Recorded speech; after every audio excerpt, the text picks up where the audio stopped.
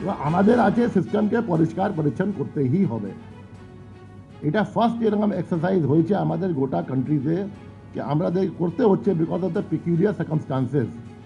এরকম অর্গানাইজ যেটা গন্ডগোল আছে, অন্য জায়গা হয়ে এক জায়গা হয়ে দু জায়গা হয়, এখানে অর্গানাইজ গন্ডগোল আছে। আমরা দেখতে পাচ্ছি প্রত্যেক প্রায় 80-90% গ্রাম পঞ্চায়েতে এক কেস দু কেস ওর থেকে বেশি আছে, মিউনিসিপ্যালিটিতে আছে, কর্পোরেশনে আছে। আমরা সব চেক করাবো, আমরা সব চেক করার পরে যেখানে যেখানে আপনার ডিফারেন্স পাবে অন ভেরিফিকেশন, যেখানে গন্ডগোল থাকবে ও সব জিনিস যেটা আছে আমরা ডিএম লেভেলে ভেরিফাই করাবো। যে গ্রহণযোগ্য হবে ওটা ইস্যু হবে, যে গ্রহণযোগ্য হবে না ওর উপর অ্যাকশন হবে। আর এটা কাকে ছাড় হবে না, যে গভর্নমেন্ট সার্ভেন্টও করেছে ওর উপরও অ্যাকশন হবে। যদি ইচ্ছাকে ভুল করেছে আপনি বলতে পারবেন না আমি ওটিপি ওকে দিলাম ও করে দিয়েছে। বহু জাল বার্থ সার্টিফিকেট তৈরি হয়েছে মালদায়। টিভি9 বাংলার ক্যামেরার সামনে স্বীকার করলেন ইংরেজ বাজারের পুর প্রধান কৃষ্ণেন্দু নারায়ণ চৌধুরী। তবে তার দাবি ইংরেজ বাজার পুরসভায় সেই জালিয়াতি হয়নি। একটা বড় চক্র নাকি ইংরেজ বাজার পুরসভার সিল নকল করে জাল সার্টিফিকেট তৈরি করেছে। কিন্তু প্রশ্ন হলো পুরসভার সিল জাল করলো কে? সর্ষের মধ্যেই ভূত। আমাদের পৌরসভায় জালিয়াতি হয়নি, কিন্তু পৌরসভার সিলমোহর জাল করে কিছু লোক করেছিল। কারণ ওই যে যখন আমাদের হচ্ছিল, ওই স্যার হচ্ছিল স্যার, তখন ওলমালদার কিছু লোক এখান থেকে নিয়ে গেছে। আমরা লিখে দিয়েছি নট ফাউন্ড, অর্থাৎ এখানে তৈরি হয়নি।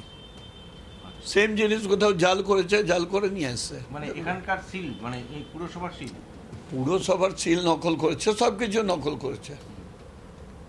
নকল করে তার জন্ম সার্টিফিকেট বানিয়েছে। আমরা লিখে দিচ্ছি যে নট ফাউন্ড। বাংলাদেশি এসেও নিয়ে গেছে, এরকম হয়েছে। তারা কারা? আমরা ওই কারা এখন কিভাবে, আমরা তো ইলেকশন কমিশনকে কমপ্লেন করে দিচ্ছি।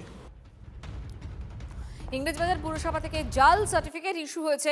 কৃষ্ণনারায়ণ চৌধুরীর সাফাই খারিজ করে পাল্টা দাবি ইংরেজবাজারের বিজেপি বিধায়ক অম্লান ভাদুরীর। প্রসঙ্গত তিনি ইংরেজবাজার পুরসভার প্রাক্তন বিরোধী দলনেতাও।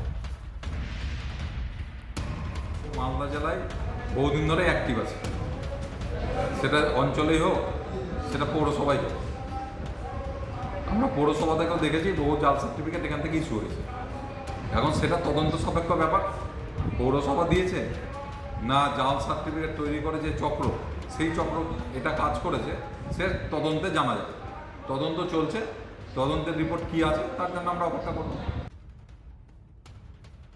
মালদাতে গত এক বছরে 1,70,000 ডিজিটাল বার্থ সার্টিফিকেট ইস্যু করা হয়েছে, যেটা স্বাভাবিকের থেকে অনেকটাই বেশি।